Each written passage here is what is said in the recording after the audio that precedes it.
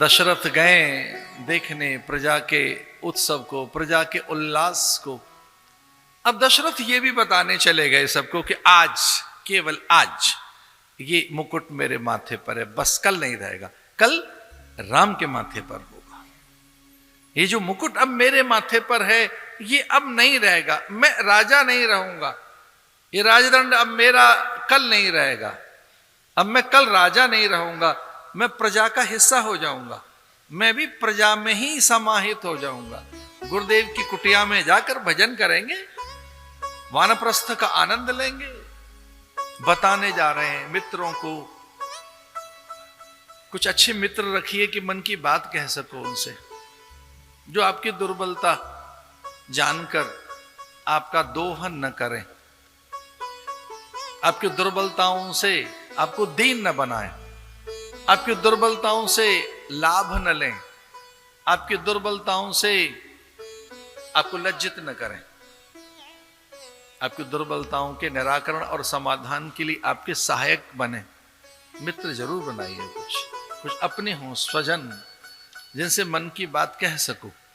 राजा अपने मन की बात कहने मित्रों के पास गए, जो पुराने मित्र हैं, परिजन पुरजन हैं। निकल पड़े राजा रात को, और पूरी अयोध्या सज गई है, पूरी अयोध्या में दीपदान है, पूरी अयोध्या में अलौकिक प्रकाश है। कोई घर ऐसा नहीं है जिस आंगन में असंख्य दीप न हो, कोई मुडेर ऐसी नहीं, कोई सौध ऐसी नहीं, कोई गली ऐसी नहीं, कोई कोना ऐसा नहीं अयोध्या का जहां दीप न जल रहे हों, जहां सुगंधित द्रव्य न छिड़के गए हों, जहां बंधनवार न लगाए गए हों, जहां मंगल कलश न भर गए हों, और तो और गौओं को भी सजाया गया, अश्वों को सजाया गया। पूरी प्रकृति में शोभा, सज्जा, आनंद, अनुराग। लेकिन देवता व्यथित है, लेकिन देवता दुखित है, लेकिन देवता स्तब्ध है, देवता बड़े दुखी है। देवताओं के दुख की तो कोई सीमा ही नहीं है। धरती पर सुख है और देवताओं के यहां दुख है, उल्टी बात है। देवता दुखी क्यों है? राम राजा बन जाएंगे, और राम राजा बने तो उनके प्रयोजन की पूर्ति कौन करेगा? अवतरण कैसे सिद्ध होगा? राम किसी और बात के लिए अवतरित हुए हैं।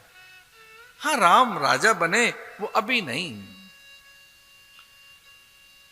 अभी तो वो अपनी प्रतिज्ञा की पूर्ति करें, अभी तो प्रयोजन को सिद्ध करें, अवतरण को सिद्ध करें।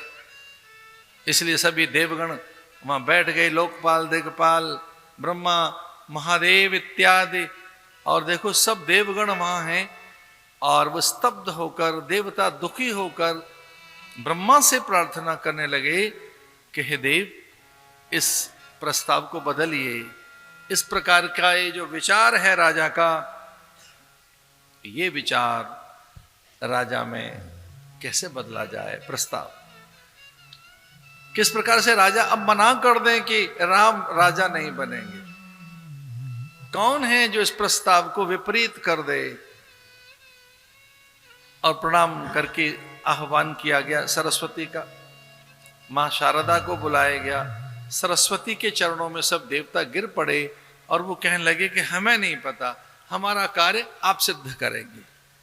किस प्रकार से मति बदलेंगे, किसकी बुद्धि में आप बैठेंगे, किसके विचार में आप जाएंगे, किससे विपरीत कार्य कराएंगे, किसके माथे पर कलंक लगाएंगे? आपको करना है।